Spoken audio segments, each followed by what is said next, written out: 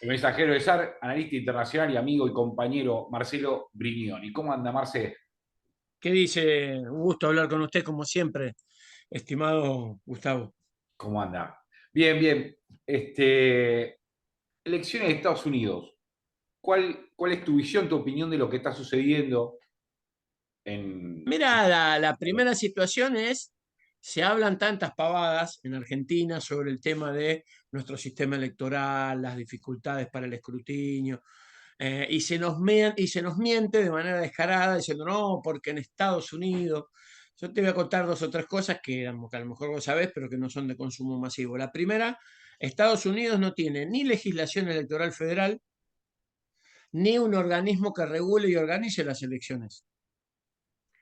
Entonces, cada estado tiene el sistema electoral que se le da la gana con el formato que se le da la gana. Entonces, en un estado hay voto electrónico con cierre de los colegios electorales, o sea, los lugares donde se vota a las 11 de la noche. En otro hay voto papel y cierra a las 6 de la tarde. En otro hay una perspectiva de permisividad de un determinado porcentaje de días para mandar tu voto por correo. En otros estados no. Y es el dato más relevante. Estados Unidos tiene un sistema electoral que no es obligatoria la presencialidad para votar. Entonces vos mandás una carta diciendo que votaste con tu firma. Nadie te llama para preguntarte si esa es tu firma y si ese voto que se mandó es válido. Chequea en tu firma, teóricamente, con la firma que está registrada cuando te dieron el documento de identidad norteamericano. Y si la firma coincide, el voto es válido. una joda. Bueno, imagínate lo que sería eso en Argentina. Tendríamos cadena nacional de la Nación Más y los empleados de Macri planteando el fraude y qué sé yo cuántas pavadas. ¿O qué es legal lo Y, que la están situa- haciendo?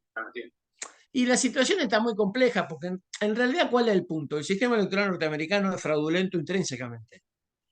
¿Qué es lo que pasa? Trump, cuando lo denuncia en el 2020 diciendo que él había ganado en los votos presenciales y perdido en los votos por correo, cosa que por otro lado es cierta, la limitante que tiene él para hacer esa denuncia es que él se benefició del voto por correo cuando fue electo presidente. Entonces una denuncia como medio, viste, o sea, cuando gano está bien el referee, cuando pierdo me cobró dos penales que no eran. Claro. Lo que está claro es que el sistema electoral de Estados Unidos, como está planteado, es intrínsecamente fraudulento y que es muy difícil de controlar. Entonces, ¿qué es lo que está pasando? Lo que está pasando es que todo indica por lo menos hasta ahora, que el gobierno de Biden habría perdido mayoría en ambas cámaras, en la Cámara de Representantes y en el Senado. En la Cámara de Representantes inclusive lo admite el propio gobierno, a esta hora que nosotros estamos hablando, que es un miércoles como a las 7:30 de la tarde, 8. Ujú. Entonces, ¿qué es lo que pasa? Ya oficialmente están asignados 206 diputados del Partido Republicano sobre el total de 500, que como que son los que lo integran. Y la Cámara, y por el lado Los demócratas. de los demócratas que ponían en juego 226 bancas, solamente tienen asegurada a esta hora 177. Hay una pérdida de piso del 6% de los votos de los demócratas del 2020 ahora, y de las 53 bancas que están en disputa, claramente da toda la impresión de que no hay ninguna posibilidad de que, digamos, los republicanos pierdan la mayoría absoluta de los 435. Yo dije recién una pavada, pido disculpas, son 500 en otros países, en Estados Unidos son 435 los Ujú. representantes y 100 los senadores. De los 435, ya tiene 206 abrochado el Partido Republicano, quedan por definir 53, y de esos 53 da toda la impresión de que es imposible que el Partido Demócrata mantenga la mayoría. En lo que tiene que ver con el Senado, hay formalmente reconocidos 49 senadores ya electos para el Partido Republicano y 48 para el Partido Demócrata de los 100 que son en Sí. total.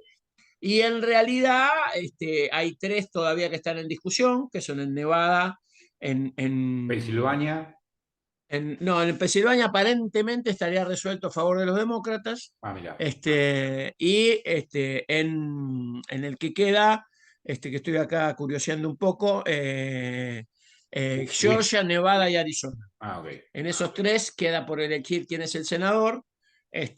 Si en este caso de esos tres senadores que quedan por elegir, dos son republicanos, significa que los republicanos tienen 51 senadores y tienen más de 220 representantes y controlan el Congreso.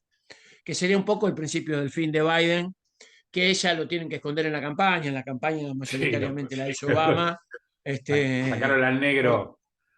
porque, claro, porque Obama, digamos, además tenía la dificultad, digamos, de que tener que hacerse cargo de Biden, que en por lo menos tres actos no sabía dónde estaba. Inclusive hubo un determinado momento de la campaña demócrata donde dejaron de transmitirse en directo los actos, hicieron un acuerdo con los medios de comunicación más afines con ellos para cerrar las acreditaciones y los actos en los que estaba Biden se transmitían editados. Porque el riesgo de tenerlo a Biden saludando al pueblo de Las Vegas estando en Atlantic City era un riesgo muy marcado, Gustavo. Está todo por verse.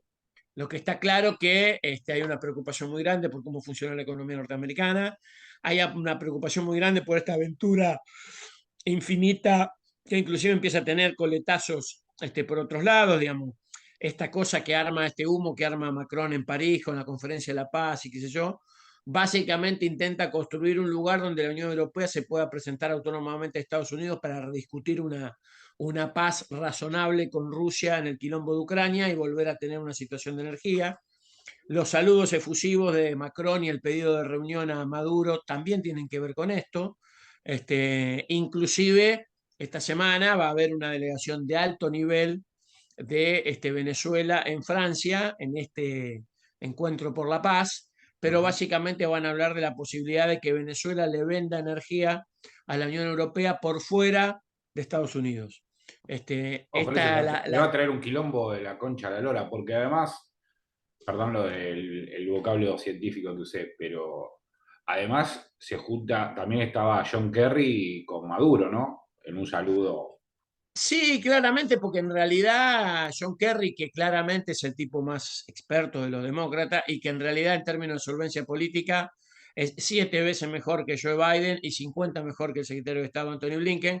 Anthony Blinken es un fotocopiador de Hillary Clinton que nadie muy bien en Estados Unidos entiende cómo ese señor puede ser secretario de Estado. Claro. Un tipo de tercer orden, un burócrata de poca relevancia, que nunca inclusive tuvo expectativas electorales en ningún territorio de los estados de la Unión, y en realidad, si vos lo comparás con tipos anteriores, aún con la propia Hillary Clinton, con la diferencia que uno puede tener con ella, pero en términos de jerarquía política, Hillary Clinton con Theresa Rice, ni hablar de Henry Kissinger, ni hablar de Zbigniew Brzezinski, o sea, Anthony Blinken, no hagamos comparaciones odiosas con Argentina, pero es más o menos como Néstor, eh, y nuestro Sí, no sé. presente, digamos. Este, Sí, y el actual, sí. Lo tenía pero pensado para tirarlo, pero me adelantaste.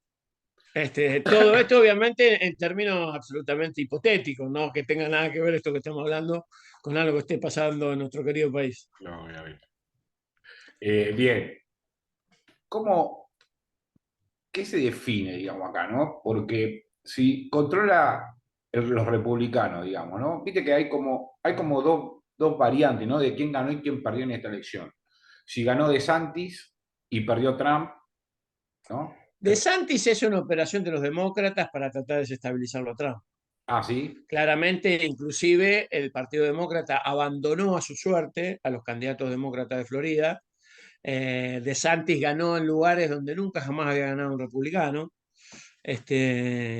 Y claramente el intento de los demócratas es, que es una buena jugada de Obama en términos de juego corto, digamos, enquilombarle la interna a Trump para que no quede claro que ya es el candidato a presidente. De todas maneras, la información que yo tengo, que si se confirma, digamos, porque hay toda una discusión que inclusive va probablemente a motivar elecciones complementarias, los demócratas van a entrar en una vorágine para hacer un poco lo que hizo Cambiemos con la PASO del 2017. ¿Te acordás que había ganado Cristina la PASO y bueno, se supo que Cristina había ganado la PASO mucho tiempo después? Claro. Bueno, los demócratas van a intentar que las malas noticias no lleguen pronto, como se suele decir en Estados Unidos. Es necesario que las malas noticias no lleguen pronto, y en ese marco me parece que va a haber una discusión, pero de todas maneras ya es un hecho que Donald Trump es candidato a presidente en el 2024, con alto nivel de posibilidades de serlo, y que inclusive va a empezar a hacer señales en términos de política exterior norteamericana bastante diferentes a la que está haciendo el Partido Demócrata, Biden Ok. y Blinken. Inclusive te digo más, la hipótesis de los republicanos no es ningún secreto, lo ha dicho Henry Kissinger cada vez que se lo han preguntado, es armar un acuerdo de Eurasia con la Federación Rusa, subordinar a la Unión Europea a ese interés estratégico de Estados Unidos de mantener una paz con la Federación Rusa que le permite incluso un acuerdo de preservación de una paz en Siria, de la protección de Israel y de no quilombo con Irán, o sea, el garante de esas tres cosas, digamos, de la estabilidad de Siria, de que no sea agredida Israel y de que Irán mantenga un estado de política más o menos razonable y estable en la Federación de Rusia, y los republicanos lo que plantean es arreglemos con los rusos, digamos, que los europeos se hagan cargo de lo que puedan y hablemos con los rusos para limitar la situación de China. Los republicanos creen que la amenaza de Estados Unidos es China y no Rusia. Eso es Eso. claramente así. Ahora, Eh, y ahora, espera, para, porque ahí me interesa. Si los republicanos están planteando una alianza con Rusia, pero Rusia acaba, digamos, de sellar una especie de alianza con los chinos, ¿cómo haces para romper es que eso? en realidad esto viene a lo que oportunamente se dijo. Digamos, los dos máximos teóricos de la política exterior norteamericana, lo que se conoce como el realismo imperial, tuvo dos tipos que fueron los dos capos máximos, un republicano y un demócrata, que coincidían en algo. El demócrata se llamaba Zbigniew Brzezinski, yo a todo el mundo le recomiendo la lectura de El Tablero Mundial, que es un libro icónico, o la biografía de Kissinger, para tratar de acercarnos un poco más al pensamiento de los tipos. Los tipos tenían muchas diferencias en un montón de cosas, pero en una cosa coincidían. Nunca Estados Unidos tiene que tener conflictos internacionales simultáneos con China y con Rusia.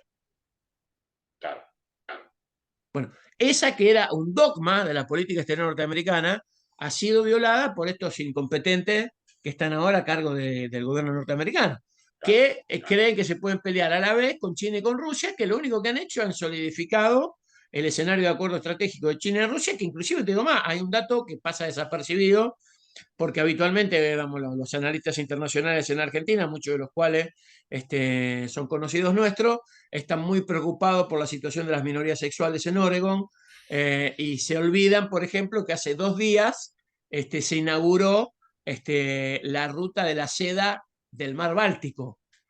O sea, una serie de alternativas de ruta que van de Rusia a China por el extremo del Polo Norte, y bajan a China en un escenario que reduce enormemente la situación de costo de flete y da la posibilidad de una situación de llegar a todo el norte de la Unión Europea sin tener necesidad de atravesar el Mediterráneo, sin necesidad de atravesar los países europeos y básicamente sin necesidad de mantener el nivel de conflictividad que ya tiene el Mar de China, porque Estados Unidos, en ese lugar, en el Mar de China hoy, está el 70% del tráfico mundial de barcos de carga y Estados Unidos está todos los días tratando de generar conflicto ahí. O sea Claro. que eh, a mí me da la impresión de que Rusia sigue estando en el eje de que tanto para China o como para Estados Unidos es el fiel de la balanza. Ok, Eh, bien. y además con un escenario de ventaja que no tiene nadie. Digamos, la gente a veces se enoja porque no termina de entender. No hay que medir a Rusia por el tamaño de su economía en relación al mundo. Hay que medir a Rusia porque es el único país del mundo que tiene autosuficiencia energética, autosuficiencia de agua potable, autosuficiencia científico-tecnológica y autosuficiencia Militar. de alimentos. Claro. Entonces, digamos, y tiene 150 millones de habitantes desplegado en el país más grande del mundo. Entonces, Rusia te mira, te dice, sí, igual, sí, claro, ¿cómo me decías? Retímelo otra vez. Tal cual, no necesita nada. Claro, en cambio, China no se sostiene sin la ayuda energética de la Federación Rusa o de alguien, porque no es.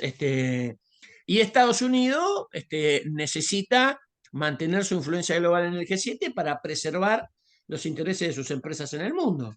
Claro, Entonces, en ese marco, la situación es un poco esto que está pasando ahora, esta idea de Macron de armar esta negociación, la idea de los alemanes de intentar plantear otro esquema, la decisión de la Federación Rusa de ya decir, bueno, no le gusta el Nord Stream el nuevo porque lo dinamitaron, bueno, jódanse por boludo, si ahora quieren gas, él va por el Nord Stream, por el Tour Stream, y va por Turquía y el flete lo pagan ustedes.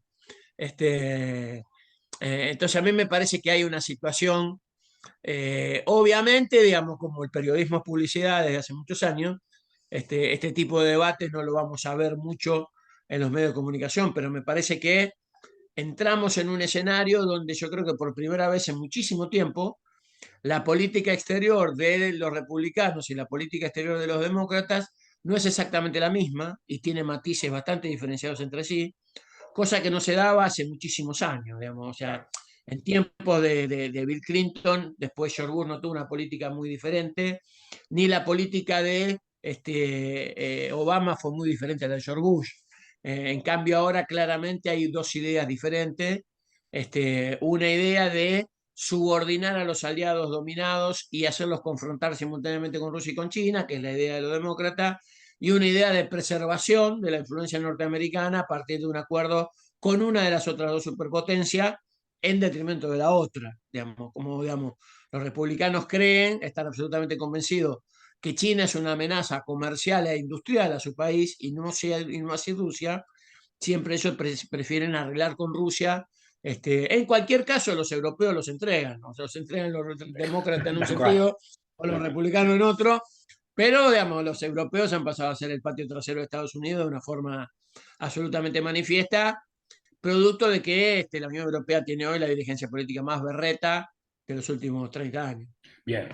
Ahora, esta elección, ponerle que la gane, terminen los republicanos quedándose con ambas cámaras. Define, digamos, el curso de la guerra, define Y esta. define la política interna, ¿viste? O sea, si bien no son países similares o comparables en un montón de aspectos, digamos, si Biden pierde el control de las dos cámaras, va a quedar como el frente de todos quedó acá en el 2021. Tal cual. O sea, o sea, un oficialismo que pierde una elección. Después te pone a explicar que no, lo que pasa es que nosotros vamos a perder por más y perdimos por menos, pero bueno, en realidad siempre sabíamos que perdemos, por Ganamos eso no es tan perdiendo, importante. sí.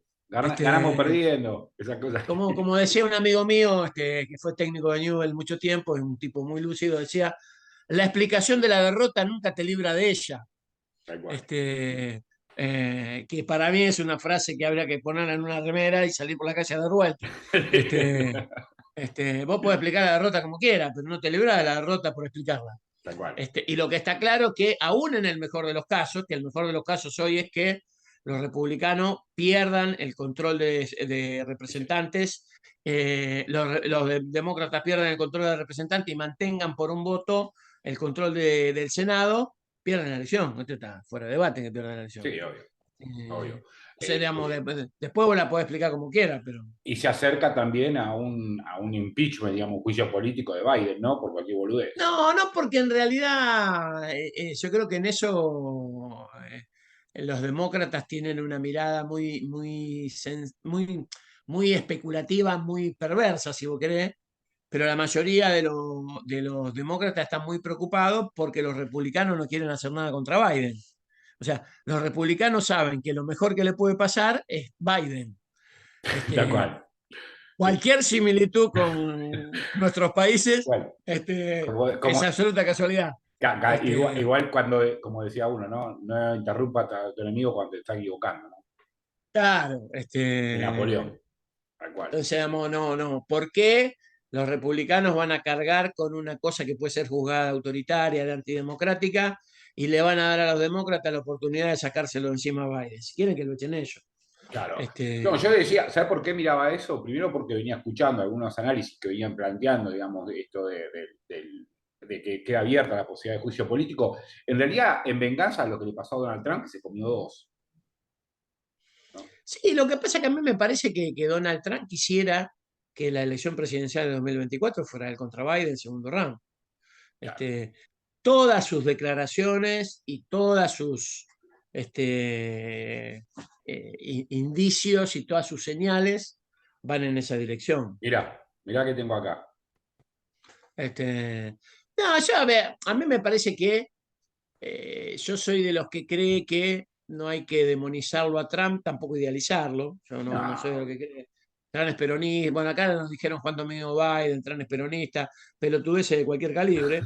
Este, pero sí me parece a mí claramente que la inestabilidad interna de Estados Unidos es una oportunidad para países como el nuestro, que están permanentemente sometidos a la bota de Estados Unidos sobre nuestras cabezas. Entonces, no, a Argentina no le produce ningún beneficio un Estados Unidos imperial, estable y ordenado. Eso, digamos, estoy dispuesto a discutirlo en un seminario con el que vos quiera, cuando vos quiera. No hay ningún antecedente histórico que indique que eso es una buena oportunidad para Argentina. claro.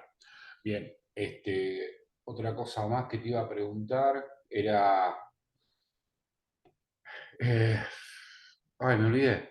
La tenía colgada, pero bueno, no importa. Bueno, amigo, la verdad que interesante el tema, ¿no? Porque, ahora me acordé. El tema era así. ¿Cómo ves, digamos, en el escenario de esta polarización? Porque está claramente en la situación que, en el escenario que está hoy, digamos, una polarización extrema, digamos, en Estados Unidos, como fue la elección de pasada presidencial, ¿no? ¿Cómo ves estos análisis que hablan de guerra civil? ¿Qué te parece a vos? Y mirá, lo que pasa que en realidad, o sea, una vez un gran millonario norteamericano que se llama Warren Buffett dijo, aunque yo no sea marxista, yo tengo que decirles que admito que la guerra de clases existe, pero la estamos ganando nosotros. Claro, Este, eh, ¿Qué te quiero decir con esto? Que hay un formato donde el nivel de expulsión a la miseria extrema y a la pobreza eterna planificada de sectores que, sobre todo en lo que son los países del G7, digamos, lo que se conoce como Occidente desarrollado, tuvieron un bienestar, tuvieron la posibilidad y tuvieron un futuro. Hoy el no future que es una consigna que en realidad inventaron los punk británicos, que gozan de todo mi respeto, sí. no así los hippies que siempre me parecieron una creación de la CIA. Es Este, Pistol, son eso. este, digamos, el no future implica que la discusión sobre tu supervivencia como sector social, como familia, como individuo, es necesariamente sobre los extremos, porque la institucionalidad ya te excluyó. Entonces, la idea de construir sistemas políticos, lo que yo llamo sistemas políticos espejos, donde vos en realidad tenés dos partidos o dos coaliciones que dicen enfrentarse por temas tan importantes como el lenguaje de género, el DNI no binario o la posición en relación a la extinción de la ballena franca austral, y que en el resto de todos los temas que tienen que ver con la exclusión de la mayoría populares están absolutamente de acuerdo. Eh, entonces, eso genera que hay un montón de gente que se cae del sistema y que tiene que buscar una alternativa. Si el sistema no se lo da, esas alternativas empiezan a aparecer de los subsiders. Los subsiders pueden ser de derecha, pueden ser de izquierda, básicamente son upsiders, porque damos Melenchón, que es un outsider, el outsider más importante hoy de la Unión Europea, es un tipo de izquierda, y a su vez hay otro tipo de outsider que son tipo claramente de derecha. Lo que está claro es que esta idea del sistema espejo de una coalición socialdemócrata globalista versus una coalición conservadora globalista, ambas sometidas a los intereses de los bancos y a las posiciones de Estados Unidos, empiezan a crujir y lo que aparece de afuera, aparecen estrategias y escenarios políticos que cuestionan lo establecido, que inclusive en nuestros países tienen niveles de desarrollo muy importantes. O sea, el bolsonarismo acaba de sacar casi el 50% de los votos, va a Sí, sí. conducir la primera minoría en ambas cámaras del Congreso Federal brasileño y va a conducir las principales gobernaciones del país, habiendo perdido por muy poco, nada más y nada menos que con el mayor dirigente político de la historia de Brasil, que es Lula da Silva. Entonces, ¿qué te quiero decir con esto? Que esta idea absurda, absolutamente berreta, absolutamente interesada, de que en realidad la democracia está amenazada por el fascismo, como fue en la década del 30, también remitiría a otra reflexión. ¿Por qué surge el fascismo y el nazismo? Centralmente por la exclusión. de las mayorías populares en Alemania y en Italia y la complicidad del sistema político completo con esa exclusión. Claro, De ahí viene el fascismo y el nazismo. Entonces, digamos, no hay manera de explicar el surgimiento de los outsiders, sobre todo los outsiders de derecha, sin tener como punto de lanzamiento de esa situación la traición de las izquierdas. La discusión es por qué las izquierdas traicionan a su programa, a sus votantes y a los sectores que representaron. Después discutimos todo lo que vos quieras. Básicamente porque la dirigencia de esas izquierdas ha decidido transformarse en lo que yo denomino el progresismo de la era llena. En gente que decide, bueno, pobre soy siempre, yo más o menos he dado testimonio de mi lucha, a los 30 años quería cambiar el mundo, a los 50 quiero cambiar el auto. No sé si me entienden, sí, este, pero digamos, mis utopías se han modificado levemente. sí, tal cual, tal cual. Este, entonces, digamos, es un poco lo que yo creo que está pasando, Gustavo. Genial. Bueno, Marce, no te jodo más. Sé que estás ahí por entrar en otra charla, así que te mando un abrazo grande y muy, muy interesante siempre hablar con vos. Y bueno, te volvería a molestar más adelante por alguna pavada, seguramente. No, como siempre, un placer hablar con vos, Gustavo. Un enorme saludo y un gran esfuerzo al que yo sé que vos hacés para mantener vigente y en el aire y en el debate público al mensajero del SAR. Así que mi máximo respaldo, mi máximo respeto y a disposición como siempre. Amigo, cuídese. Nos vemos pronto. Abrazo grande. Chao, chao.